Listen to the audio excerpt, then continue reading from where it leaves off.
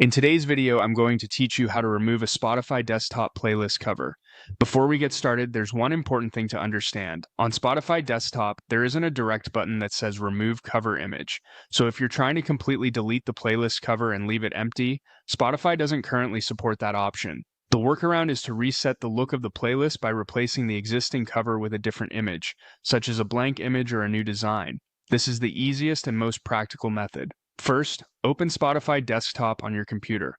Go ahead and launch the Spotify app on your PC, then sign into your account if you're not already logged in. Make sure you're using the desktop application because the layout and editing options may look different from the mobile version or web player. Once you're inside Spotify, head over to the left-hand side and click on your library. This is where all of your saved content and personal playlists are stored. From there, find the playlist you want to edit and open it. Take a second to confirm that you selected the correct playlist, especially if you manage several playlists with similar names or artwork. Now you're ready to change the cover. Move your cursor over the current playlist cover image. When you hover over it, you should see an option to edit the playlist details, or you may notice a small pencil icon. Click that option to open the editing window. Inside this section, click on the current cover image itself. This is the area Spotify uses to let you update the playlist artwork.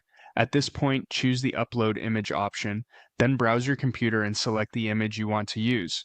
If your goal is to make the cover appear removed, the best choice is a blank image, such as a plain white, black, or transparent looking graphic. If you'd rather refresh the playlist visually, you can also upload a completely new cover image instead. After selecting the image, click Save to apply the change. Once it updates, your playlist will show the new image in place of the old one.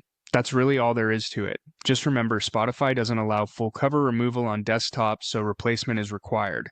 If you want the cleanest possible result, using a simple blank image is usually the best option. This gives your playlist a minimal look while effectively removing the previous cover from view.